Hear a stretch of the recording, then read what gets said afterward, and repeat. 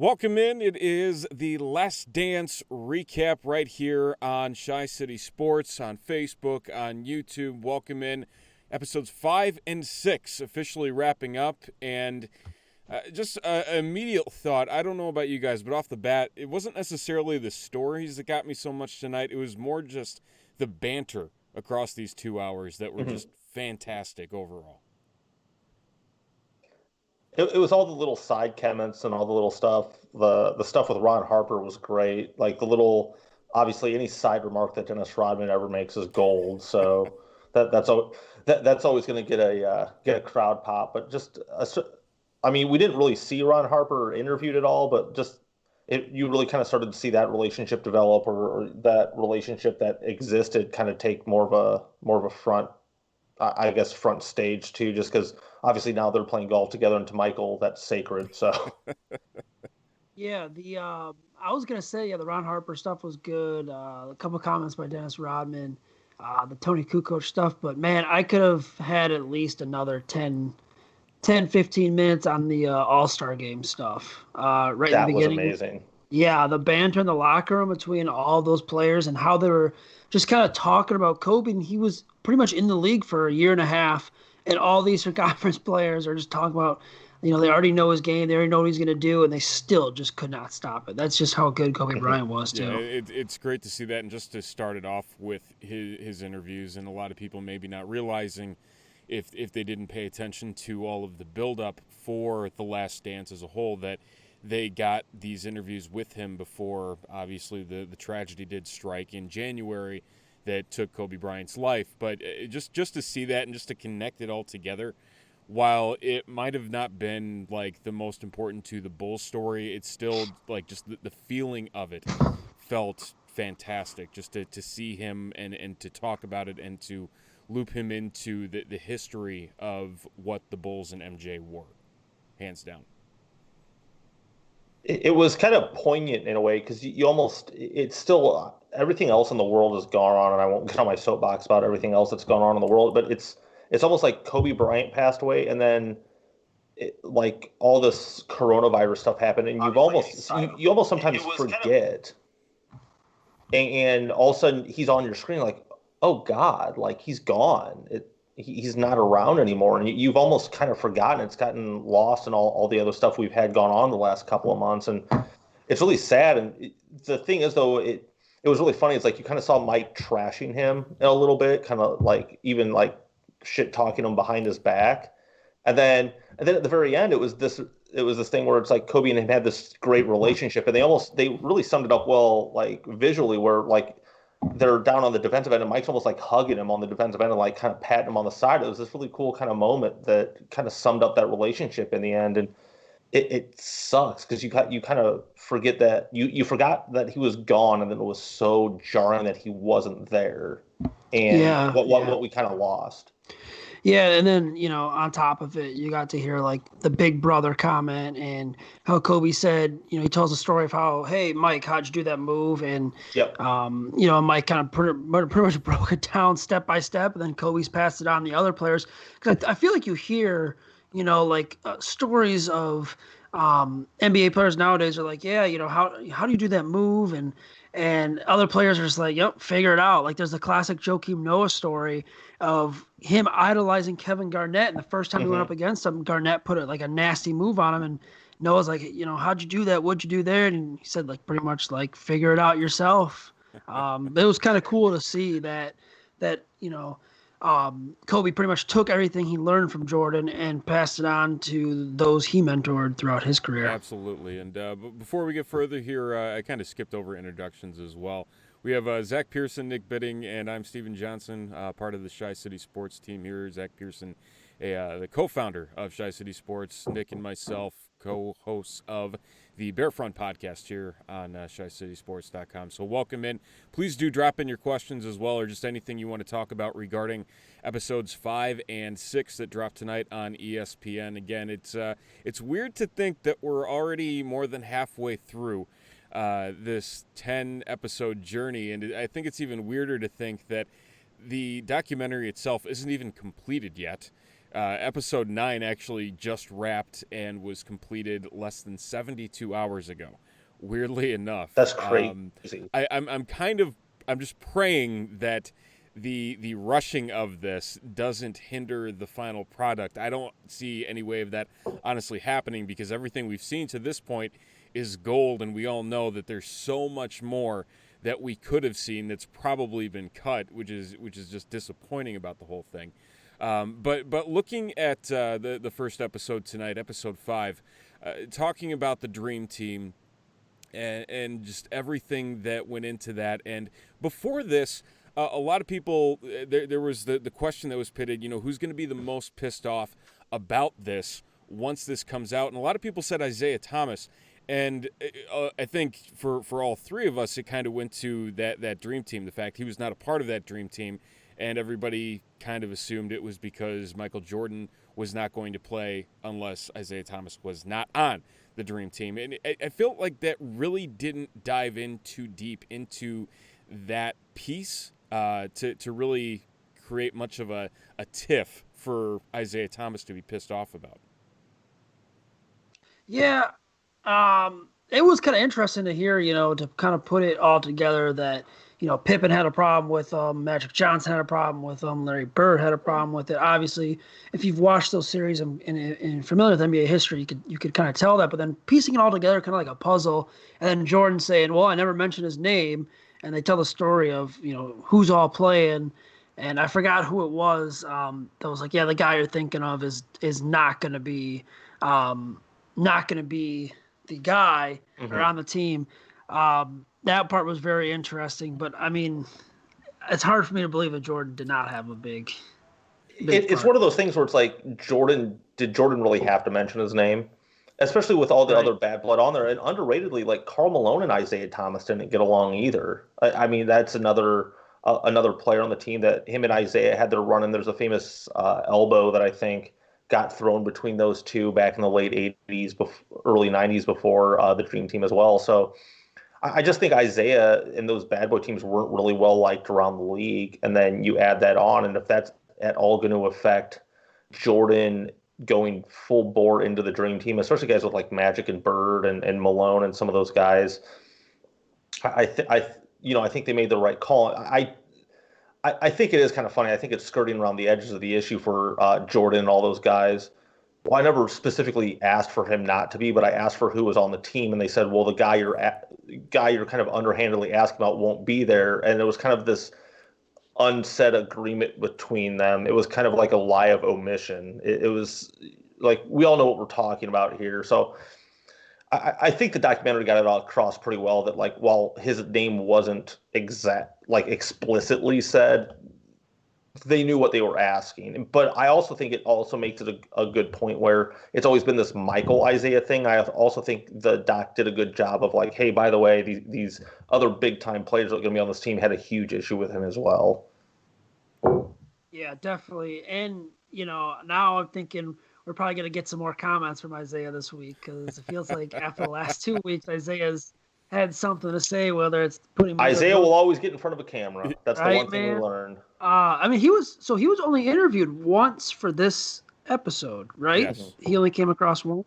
Okay, yeah, I thought that was only the one time. Yeah, I'm guessing we're gonna get something. He'll be on like First Take or whatever, some show this week to talk about it, and I'm sure he'll have another terrible opinion, but it is his opinion. So. He said before, and I referenced the show Open Court a lot, which was really great because it just kind of lets these guys talk. And Isaiah said before, he, quote unquote, he didn't have a problem with Jordan asking him not be on his team. His issue with the guy like Scottie Pippen requesting that he not be on the team because he really doesn't respect Scottie Pippen like in that pantheon, that inner circle of Hall of Famers, which I think is kind of petty. It's kind of one of those things where if you don't respect it, if you don't have a problem with not being asked on the team, like, don't point out one player. It's obviously a bunch of these guys had a separate issue. But this is kind of a side subject of this in the 92, 93 era and it's probably my youthful nostalgia showing is I really felt like they glossed over that 92, 93 run. Like I'm including both the second and third NBA championship. I really felt like they glossed over those. I mean, there was almost no talk of the 54-point Knicks game in the Eastern Conference Finals. They didn't mention, I think Jordan dropped like 55 in that game 5 of the 93 finals against the Suns. It just kind of felt like that, like, oh yeah, he was really good and he did some stuff, and then we're moving on. It's like they could have done. Then again, there could probably be like an entire documentary on the first three-peat itself Right. I too. mean, ultimately, it just turned into footnotes for both of those, and Yeah. it was kind of weird because the way that they started building around episode 5 specifically, and I feel like this has been one of the main knocks on the series as a whole, is just kind of how it hops around and how it's just kind of left some pieces out that they probably maybe in a lot of our minds feel like they should have put more emphasis on.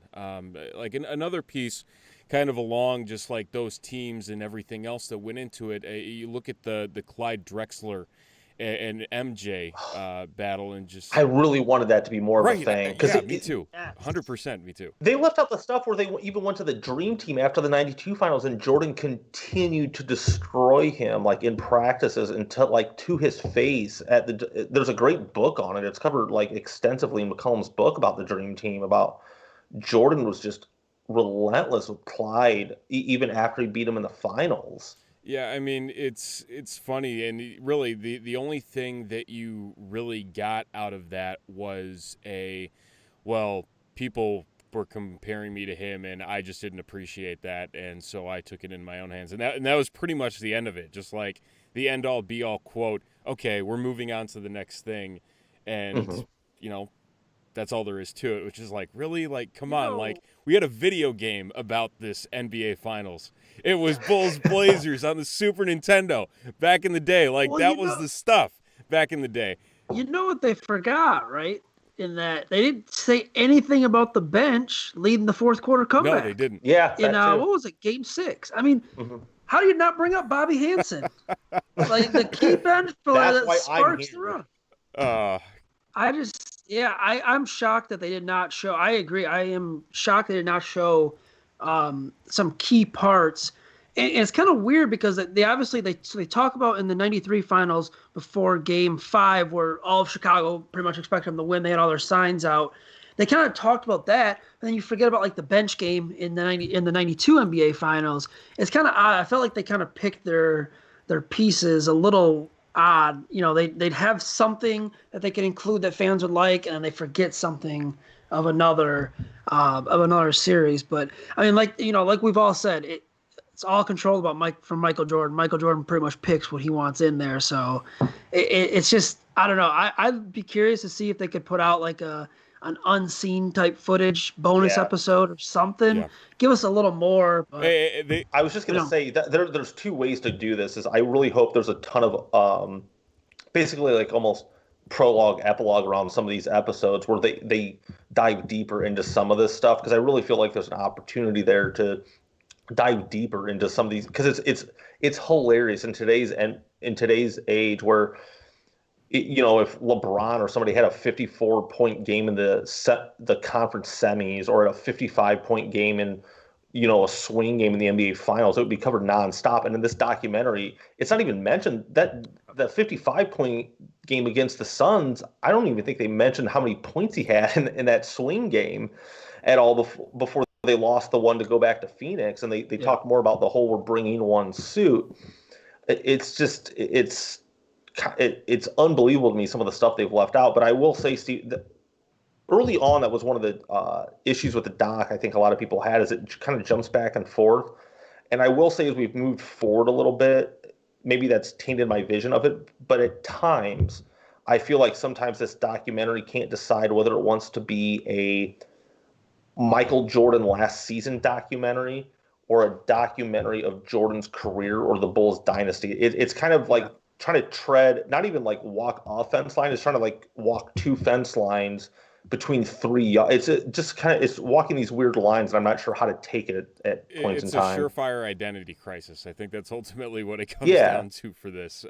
By all means, I mean, even the talk about the Nike sponsorship and tying that in, like, it at first I'm like, okay, how are they going to fit all this in together? And then they kind of pieced it together with the Reebok uniforms, at the end, and how he draped the USA flag over his shoulder, and just everything about that. Zach, I know you're a huge sneakerhead, so I mean, your thoughts on, did you know anything about that was said? Not know anything about that? Where was your mind when you were watching all this unfold? So I knew that that he liked Adidas or whatever it was that he preferred Adidas. Obviously, the whole Converse thing, the NBA wore all Converse, but Converse is now owned by Nike, so it's pretty much kind of a wash there. I didn't know though that he pretty much hated Nike for whatever reason. They don't say why, unless I missed it. They didn't say why he hated Nike because he wasn't going to take that meeting. It was just seen as a small time company. Nike, like it kind of is glossed over at the time, but Nike at the time was a very kind of small shoe company that was mainly known as like a running and jogging shoe company. Yeah. It just wasn't seen as like in the echelon of a Converse, which was the NBA shoe, and even Adidas, which at the time when he signed that deal was becoming kind of the cultural hip hop iconic shoe, like the shell toe Adidas and all Run that stuff DMC. was that was a very iconic shoe, and it had this gravitas behind it of being something. And Nike was this West Coast shoe company that was kind of known, Steve Prefontaine and all these great Oregon runners and these distant runners between now and then, but really had no foothold in any other sport or anything else. Yeah, it was odd. I didn't really realize how much he really didn't consider Nike as an option until his mom made him go and take the meeting. The other thing, obviously, the Adidas executive that pretty much said, "Yeah, we can't make you a shoe." I don't know if that person's still alive, but that's an all-time miss. Yeah, An all-time miss. The other thing was, we're like, yeah, we wanted to make $3 million within the first 4 years. He's like, we made $126 million in the first year of sales, and that's like, holy hell. But I mean, so going into this, I know you guys look at the previews on Twitter and stuff. I thought this was going to be, episode 6 was the gambling kind of tie-in. Mm-hmm. Episode 5 was going to be the dream team with a little bit of how Michael Jordan really became an icon with Jordan Brand, with Gatorade, McDonald's, all the endorsements. They didn't really say anything about Jordan Brand nowadays, unless they, talk to Spike Lee or Justin Timberlake, who said, yeah, we saved our money to buy Jordans. I'm hoping we get a little more on Jordan Brand because there's some crazy numbers out there of how much money he's made just through Jordan Brand and pretty much what it's done. I mean, it's got its own high school basketball all-star game. All the athletes they sponsor, Zion Williamson, Jason Tatum, they're just all over the place. Golf, Derek Jeter. So I hope we get a little more on that. I don't think so. I think that's where like another bonus episode could come in, maybe like a ESPN.com special. I'm sure they gotta have some footage and clips of him, kind of designing, talking about shoes, how the brand kind of built up, because we really didn't even see that outside of the small, the sneaker thing. But yeah, other than that, nothing really kind of shocked me at all. Zach, you're really linked into this, and I guess I'll ask this about Jordan Brand. When, say, UNC, and I'll plead ignorance on this, say UNC or I think Michigan is Jordan Brand too. Is that technically Nike sponsorship and then putting the Jumpman symbol on them, or is that literally sponsored under the Jumpman brand under the Nike umbrella? Under the Jumpman brand, under the Nike. Okay. They're sponsored by Jordan because there's 4 football schools. It's like North Carolina was the first football one, then Florida, Oklahoma. I think Cal is the other one. Okay. Yeah. So yeah, it's pretty much Michigan too. I know Michigan. Yeah, Michigan is too. Sorry. Yeah. So they're starting to kind of umbrella it out. But yeah, it's pretty much your under Jordan Brand, and it's an umbrella of Nike. But some of the shoes these guys get, like I follow some of the athletes on Twitter, the college kids. Like they have shoes that, for instance, the Carolina football players that got suspended for selling their shoes. Yeah. Like there's only like 30 pairs of those made or whatever, 40 pairs. It's wild. It's pretty cool. I mean, honestly, if you're not going to get far after the college game, why not make a quick buck on something that could bring in Not under the NCAA's watch, right? Hey, whatever it takes. Yeah, they're fair and level-headed. Whatever it takes. Whatever it takes. So I mean, one of the things though, and kind of that rise to stardom, and they kind of blended these in with the 2 episodes, and there were a couple quotes that were mentioned throughout it.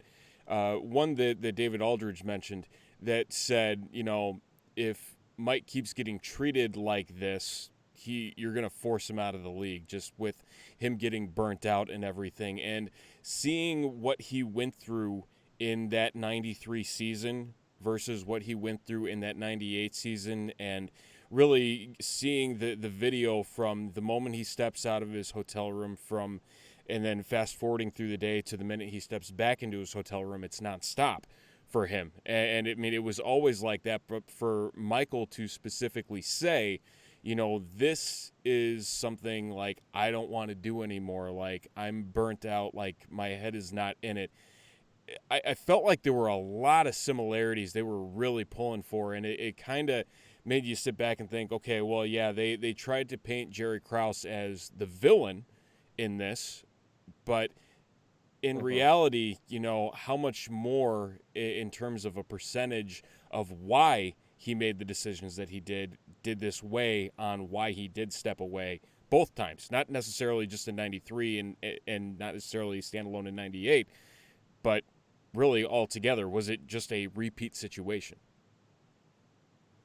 I think it's interesting too, and tying that in is how maybe desensitized we are to that now, or how far away from that era we are, like in the social media world and all that. And I sound like an old guy saying this, but I feel like guys like LeBron James and all these like upper echelon stars are almost used to the attention. And not only that, I don't feel like they get that kind of attention because there's so many more outlets for the public to consume them through. Where Jordan, you only had the interviews after the game, or you only got to see him on the street. There was no Twitter, there was no Instagram, there was no Facebook, there was no none of those other outlets for you to consume their media and their brand through. So people were more ravenous for it now. I know they're like people might be more accessible now, but I feel like it's less invasive than it was then. Yeah, I mean, pretty much back then you got your news from NBA Inside Stuff. Yeah, every Saturday or Sunday with Ahmad Rashad and Summer Sanders. Yeah. So, do you remember the host before Summer Sanders? They had her on. Yeah. Yeah, she had a weird name. This is a great trivia question. I always forget. Something. Yeah, Willow something. I couldn't remember. I'm thinking like, who is this lady? And I'm like, oh yeah, I forgot. She did it from like 91 to like 98 or 99 or something like that. But I mean, you're right, Nick. Like, there was no social media essentially back there, so it was kind of like, and even like not even social media, but cell phones didn't have cameras on them, so it wasn't even like if I saw Michael Jordan in Atlantic City, I can't text you guys a picture of Michael Jordan or anything. Like, it's wild. By the way, if you ever see Michael Jordan in Atlantic City, please text us pictures of him. Fun fact: was in Vegas 3-4 years ago for a buddy's bachelor party, and another friend from a different friend group was coming in like while we were leaving, and I got on the plane, I land, he texts me, he goes, I'm staying at the Aria, you'd never guess who's here. And I was like, who? And he goes, Michael Jordan. He goes, he comes out of an elevator, walks to the blackjack table, plays blackjack by himself for like 8 hours, got the whole table to himself. That sounds right. Yeah. But yeah, I mean, that is a good point, though. The no social media thing and him shutting off those interviews for 2 weeks and then finally doing the one with the Ahmad Rashad, the sunglasses on. He's just like, I don't give a crap anymore. Let's get this over with. And I mean, it really felt like, when that happened, Steven, we were probably 4 or 5 years old. Yes. Back then. I mean, Nick, you were still pretty young as well. It wasn't like we're living in it now where we couldn't really understand, like, okay, Michael Jordan's like kind of mentally, he's there, but he's starting to check out. And this is kind of like snowballing where, yeah, something's probably going to happen. He's going to retire or he's just whatever. He was that exhausted. And again, this is one of those things they didn't cover tonight, which is unbelievable to me. he averaged 41, 8, and 7 in that finals. God. It was a trivia Unreal, question. and he shot almost 50% from the field. It's unreal that some of that stuff almost gets left behind in the documentary, where that's not even worthy of being mentioned for whatever reason. And I know this guy's telling the story he wants to tell through the documentary, but it's unbelievable to me that the amount of points per game he scored in that finals was literally a trivial footnote they threw in during the commercial break. Yeah. You know what? Those trivia questions suck. You want to know why? Because there's Give me time to answer it. Yeah, there's 2 seconds to answer. Now, granted, I'm answering them all correctly, and my wife and kids will look at me like I'm an insane person that I know these answers. But yeah, I agree with you. It's like come back from the commercial break before you go into the next segment and answer it. This is a DVR era. You can hit the pause button, man. Come on. Yeah, but then you fall behind. I mean, True. they are pretty good trivia questions. I did get 1 or 2 wrong the first couple of weeks. I didn't get Barry as the other guy. I got Elgin Baylor. And LeBron one was pretty. I felt like the LeBron one was that was really obvious. Yeah, no, it's fun to see like the little drop-ins. I think for all of our sakes, it's nice that it's also limited commercial interruption as well, so we get a little bit more on top of what we would normally get for everything there. One of the last things about episode 5 before we turn over to episode 6 here, the fact that Sam Smith had such a hand at stirring the pot, given the fact like his involvement with the Bulls even to this day is pretty consistent and pretty hands-on, kind of blows my mind that after all of that, he was still able to have that type of presence within the Chicago Bulls organization. Like that, the more and more he talks and the more we see everything, because I mean, back then, hell, I wasn't reading that book, but the fact that, you know, that wasn't on the bucket list. Where's my Pizza Hut pizza? Yeah. I remember I actually went to the library and I brought that book to like my mom or dad or someone, and they're like, "You're not gonna understand this. You're like 8 years old or 9 years old." I'm like, "Yeah, but it has Michael Jordan on the cover." Like, I'm good. Yeah. Yeah, I'm shocked, and I guess it would have made for bad TV if you had just said no comment. I can't reveal my sources. I cannot believe they didn't get Sam Smith, like get the question on camera of Sam Smith, like who are your sources for this book? Because everyone threw Horace Grant under the bus, including Jordan. Horace directly denied it in the doc. How do you not at least get Sam Smith on camera, like who was your source or sources for this book, and put it in the doc? Journalist never there is a exposes his report. secrets, though. Like that's the thing. I feel like we're never gonna know, and that it's aggravating. That's fine, but there's also ways where reporters do it where it's kind of literally a wink and a nod on camera, or they're kind of coy about it, and at least give us that. If it's a straight denial, then you have a story. But if it's a wink and a nod, then you kind of get the idea. But I felt like there was a big oversight in that entire thing. I expected more of a reveal out of that. Wasn't it? I mean, wasn't there like the report that, or multiple reports I've seen? Wasn't it? It was Phil Jackson pretty much leaking everything. That I haven't seen. Like I said, I've been trying not to do a ton of background on this stuff before I watch the episodes, just so I don't spoil it for myself. But I actually didn't read that. So I'm pretty sure it was Philip Jackson. I saw it come across Twitter from a couple different people. I forgot who it was. Someone said it was like, yeah, everyone throwing Horace under the Grant when we've all known, and it's come out that it's Phil Jackson. And then I think there's like a YouTube video I watched a couple of years back, or I saw something that was kind of related. You know, like you sit there and like something will come across Twitter. It's like, 20 years later, like this revealed. Yeah, I think it was like a situation like that. But I mean, you're right. That was crazy. I don't know how Sam Smith's still. I mean, he's the Bulls guy now. Right. Yeah. He's the guy. So yeah, that was crazy. And everyone just throwing Horace under the bus. But we all know what that. I mean, the comments he made after he left for Orlando and kind of trashed the organization. I feel like a lot of those players didn't respect that, even though we saw Michael and Scotty talk to him before that pregame. I don't think a lot of people respected what he did. So I think it's kind of easy to throw him under the bus and blame him. Oh, and speaking of comments, those Krause comments after they won the second title. It's gonna stunt your growth. Dude, that guy. Organizations are that's it, great. yeah. Jerry, stop. It was almost cringeworthy. Jerry, just please stop talking. Just stop. Or Man. speaking of Jerry's, when Phil Jackson kicked Jerry Seinfeld out of the locker room, Yeah. that was phenomenal. And he goes up to he's leaving the locker room. That one, I didn't catch who the player was. Some random player, and he's like, I "Oh think it was yeah, Wennington. yeah, good game."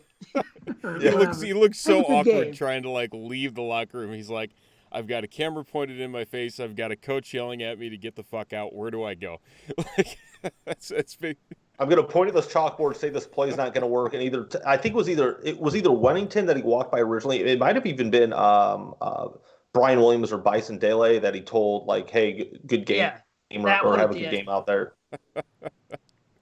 I just like all the little drops. Just like again, like the banter Mhm. more than the stories. I feel like that was like the ultimate theme for this week on top of everything. I mean, um, going into episode 6 here, and again focusing more on just like the gambling and everything that went into that. And for I mean years, even to this day, the talk has been about, well, that's maybe what the reason why MJ left the league for 2 years.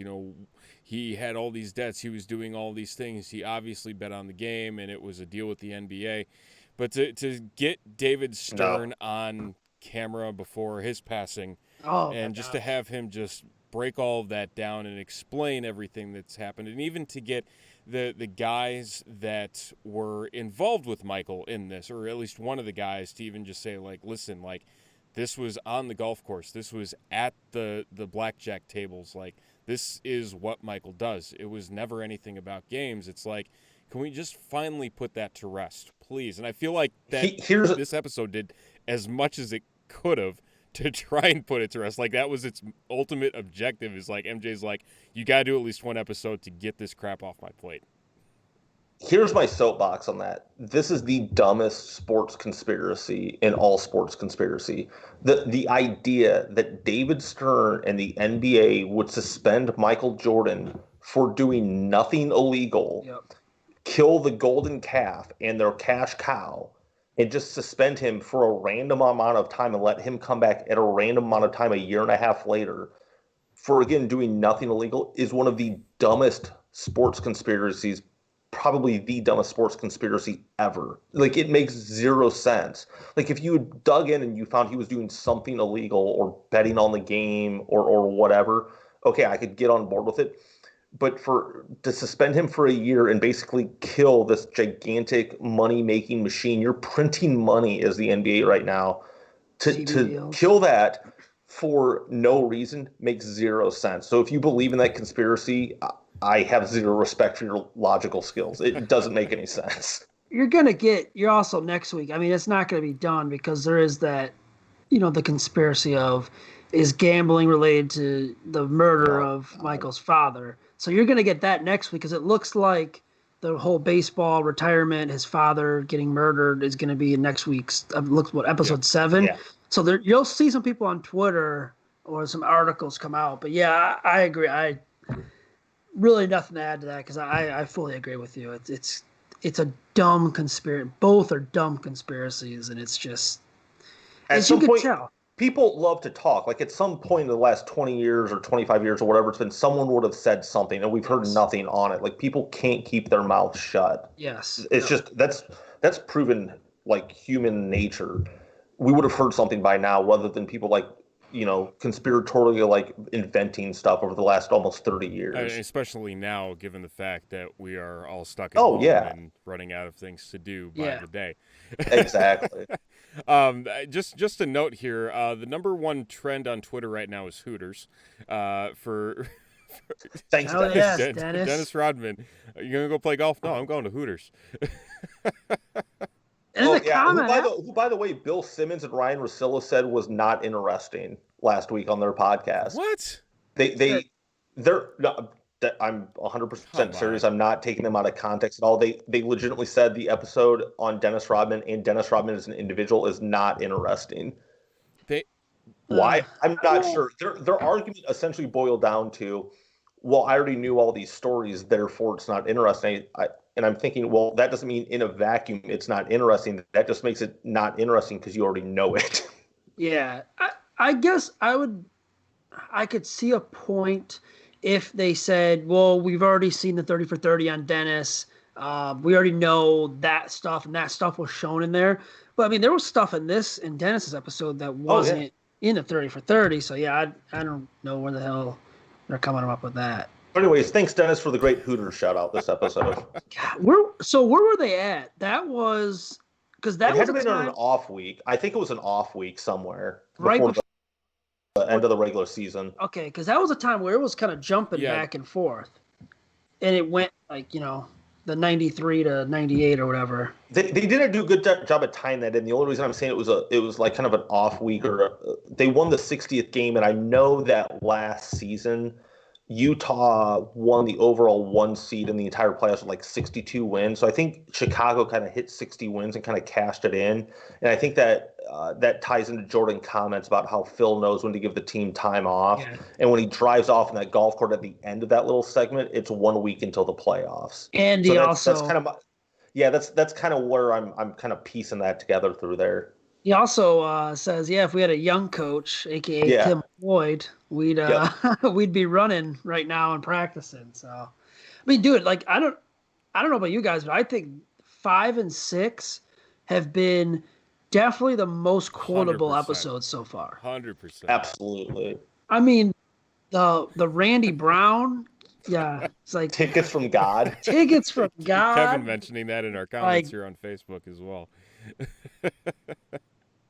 That was fantastic, and even like the quotes were, Jordan's kind of revealing like little tidbits. He's like, I knew Jerry loved Dan Marley or whatever he said, mm-hmm. and he's like, so I made sure to know that he's not a good defender or stuff like that. Even the Tony Kukoc stuff was fantastic. Yeah.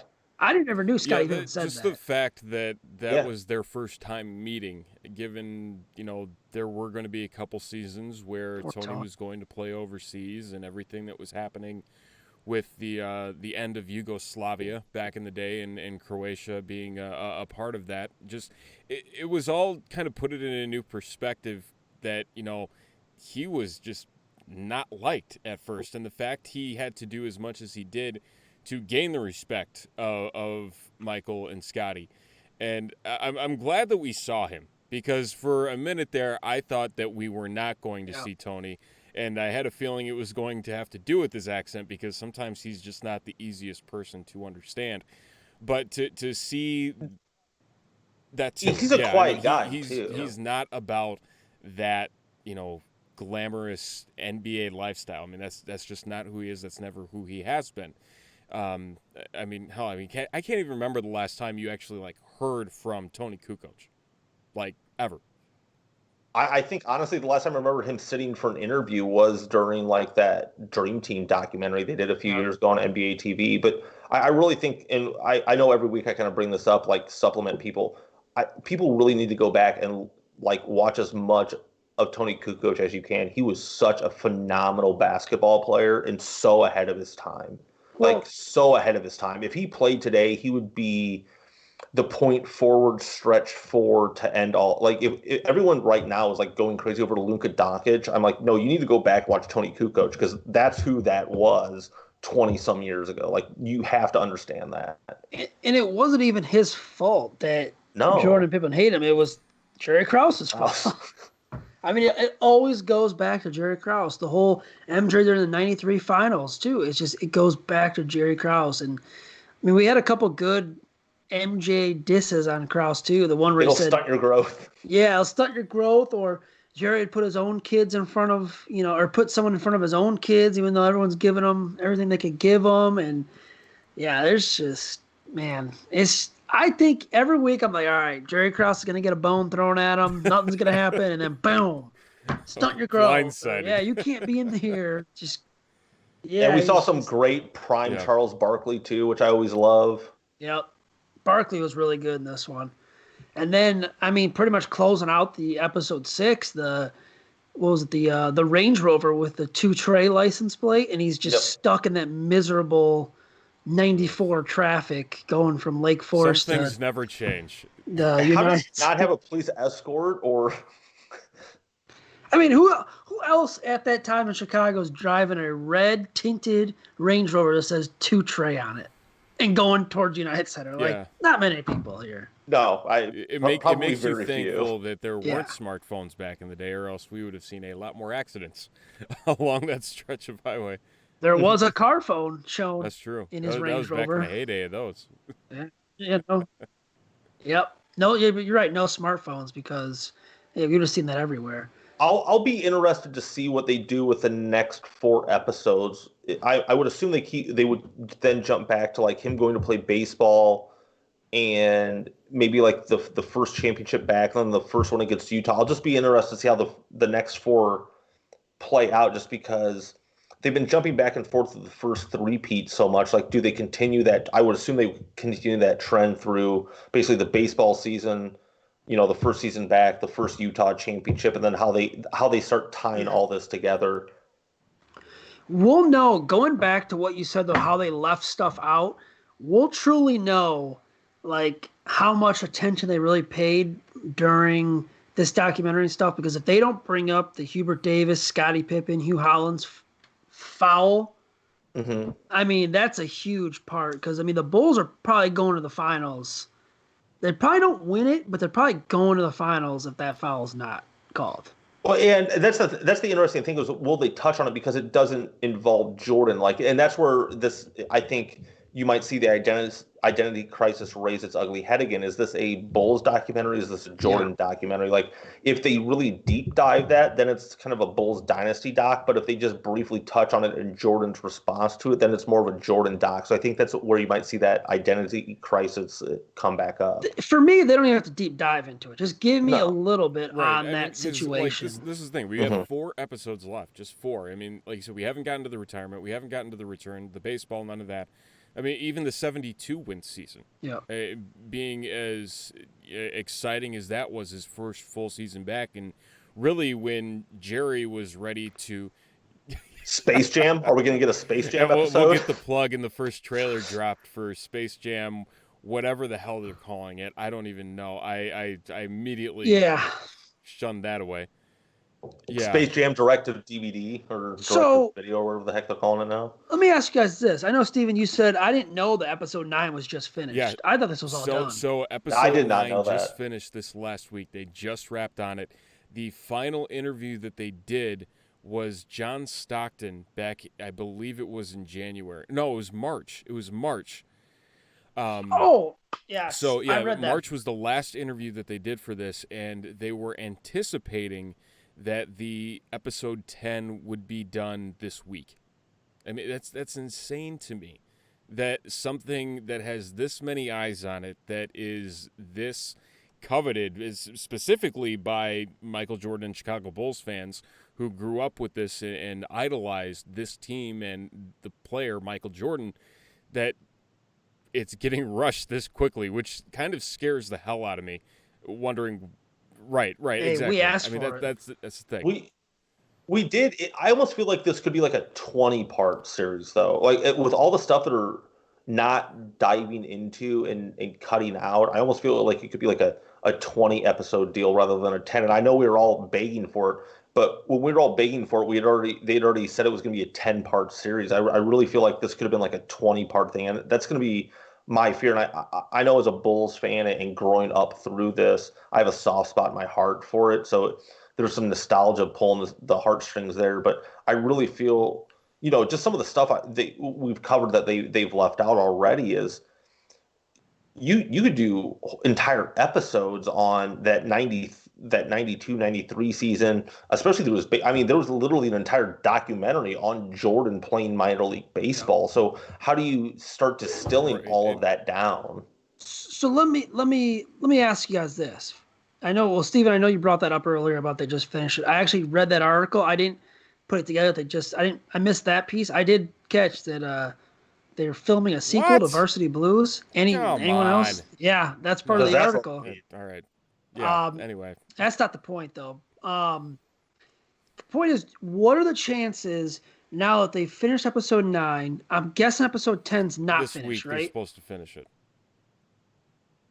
What are the chances they say, look, episode 7, 8 next week, episode 9's going to be a 1 hour, on this following Sunday. We'll bump it one more week, and episode 10 I is feel like 2 that hours. would be really, really late in the game to pull that kind of swerve on an editing crew. I would hate to be a part of that crew. I think so too. Just given that directive.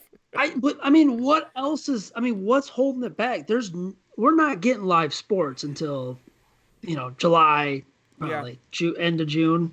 I think, like you guys said, there's so much that we have not seen. There's still to tell. I mean, heck, if they wanted to do it, they could do the whole baseball and shooting Space Jam, and then coming back that first season. I mean, they went 72-10. Like, that is insane to think of. Even though the Warriors did beat that record, it's like they could have done a whole episode on that year, because that was Rodman's first year with the Bulls too. Well, think about how formative. Yeah, think about how formative that rivalry with the Knicks was, and they spent. I'm trying not to use hyperbole here. They spent 3 minutes on the rivalry with the Knicks. Think about how they played the Knicks. I feel like 2 out of the 3 or 3 out of the 4 years. Like, even I think one of the years they lost to the Pistons in the Eastern Conference Finals, they played the Knicks leading into that in the semis or the first round or something. I mean, that was a legitimate big rivalry, and they spent they kind of fast forwarded through that Eastern Conference Finals series leading into the '93 Finals. And now, again, growing up as a fan, that was a gigantic deal, and I just feel like it was really glossed over, like the whole Starks Jordan thing and the Ewing thing. I remember hating Anthony Mason because I felt like he never missed a mid-range jump shot. I have all these memories of that team, and it was just kind of like, Michael may have been out gambling late one night. He had a bad game, and then he dropped 54 on Starks, and then he was mad about Dan Marley and Jerry Krause. Yeah, it easily could. Honestly, you wish, just really all the way back from episode 1, we just saw 2-hour episodes for 10 weeks. Right. Yeah, that would have been a lot absolutely. better. I'm holding out hope. I know this is a long shot, Hail Mary, is that because Netflix is a part of this, they are producing this series, is that not only are we going to see the 10 episodes on Netflix, we're also going to see bonus episodes on Netflix to like a director's cut version of each, or some director's just cut, even extended type episodes or whatever. extended commentary, something, just to give us more. Just give us more while we have nothing to do. Like, that's all we need. Well, we get the Steve Kerr punch next week, apparently. Oh boy. Yes. Yeah. That's what we're here for. Yeah, we get the Steve Kerr. SportsCenter just tweeted out literally like 15 minutes ago. So we get the Steve Kerr incident, which is, I'm here for that. Which Steve Kerr already talked about in a podcast with Zach Lowe too. I'll not spoil it, but what I will say is I feel like the media drummed that up to be a bigger thing than it was, because even Steve Kerr kind of shoulder shrugged it, and it was kind of not as big of a deal as a lot of people made it out to be.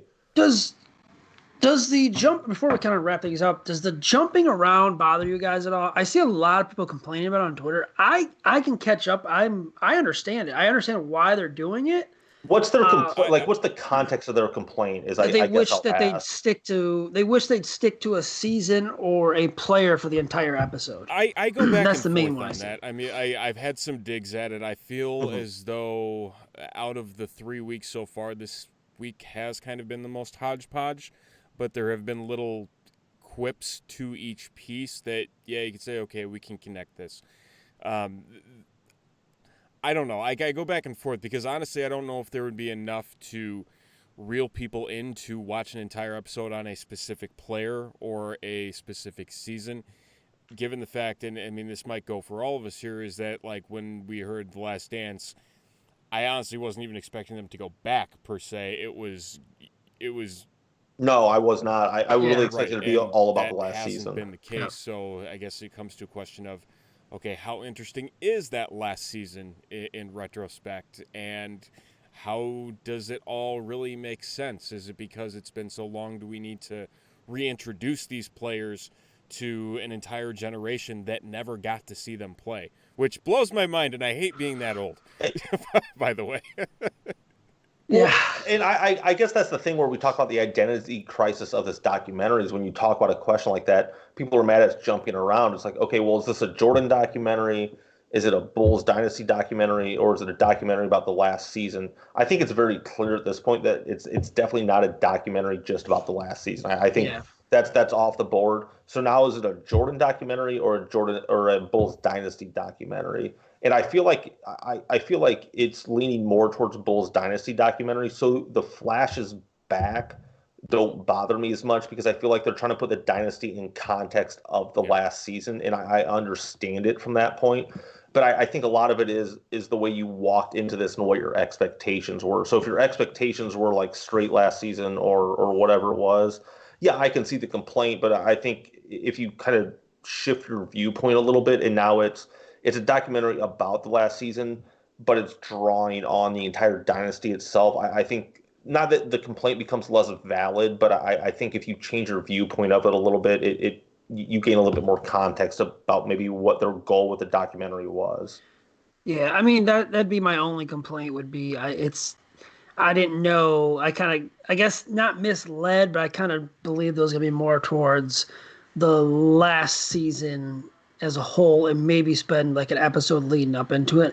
I Yeah. can't complain though because I think it's been fantastic. I think it's And been really damn good. and the winner of all of this, no matter what, no matter how you feel about the documentary, the entire winner of this entire thing is the soundtrack. The Still, Oh soundtrack yes, every prevails. definitely. single week, the soundtrack, just whatever. Like you can put up whatever clips you want. The soundtrack week after week is just the Yes, winner of this Yep, documentary. yep. It's 100% been agreed. on Spotify. If you did not know, it is on Spotify, so check it out if you have not Yes. already. It has been on repeat for me all week. Yeah. Oh, Same here. running or working out or whatever, it's always on. And I feel like every week they keep adding new music based Yeah. upon what was actually in the documentary this week. They aren't spoiling the Yeah, future music there's that's I in know of at there. least 2 songs I heard tonight that are not on that playlist, so I'm expecting them to be added Yep. momentarily to that list. So can't wait for that. So we'll wrap things up here. Final thoughts on just tonight as a whole and what we're looking forward to most out of these last 4 episodes. I would say it might be a little greedy because there's already a documentary on it, but if they really coming up into next week, I'll just say my expectations are I really hope they not grill Jordan, but really deep dive into his decision to retire and go play baseball and really talk to him about that. So you kind of get the human side of it. Because I think, as we talked about the conspiratorial side of, well, it was about his dad and gambling and all that kind of stuff. And I really want to see him on camera emote that no, this is seriously like I was burned out. My dad was, brutally murdered. I wanted to go do something that him and I had always talked about doing for years, even before I think after the first championship, his dad brought up the idea of him going back to play baseball. So I really feel like I want to get that on camera so people understand this isn't some weird, wacky conspiracy about why he stopped playing basketball for a year and a half. Yeah, for me, I mean, I'm ready to kind of I know we're going to get into the playoffs of the 98 season. However, I mean, if I remember correctly, those playoffs really weren't. Now, I was just gonna say, Zach, they're really boring Yep. until you get to that Yeah. Pacer series. Yeah.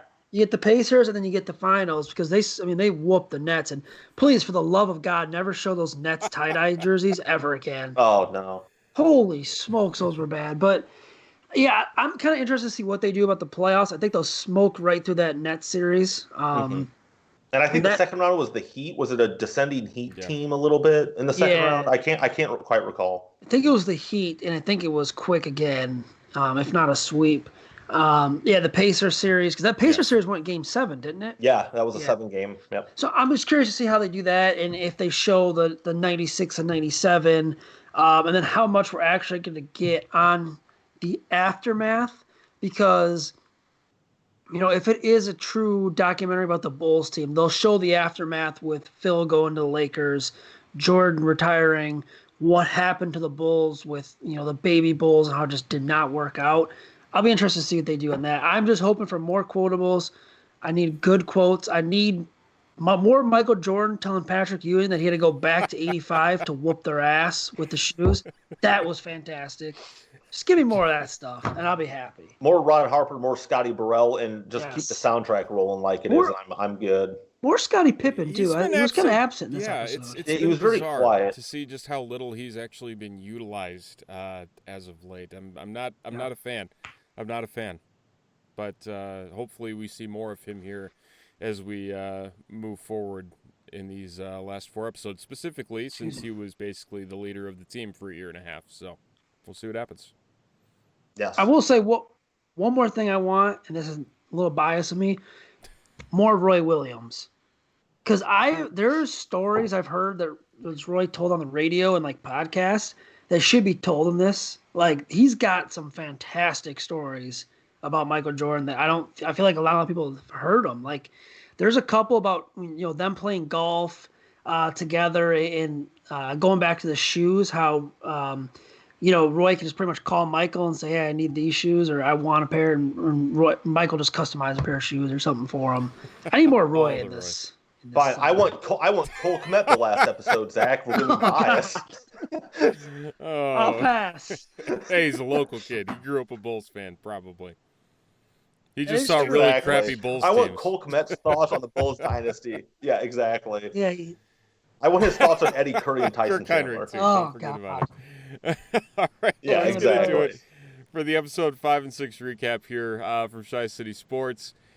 Nick Bidding, Zach Pearson. I'm Steven Johnson. Be back next week. We only have 2 more weeks of this, unless we get dropped with a bombshell that there's extra episodes, and maybe there'll be more. I'm fingers crossed. I hope. Fingers crossed. That's all we can say at this point. So have a great week, everybody, and we will talk to you next week. See ya.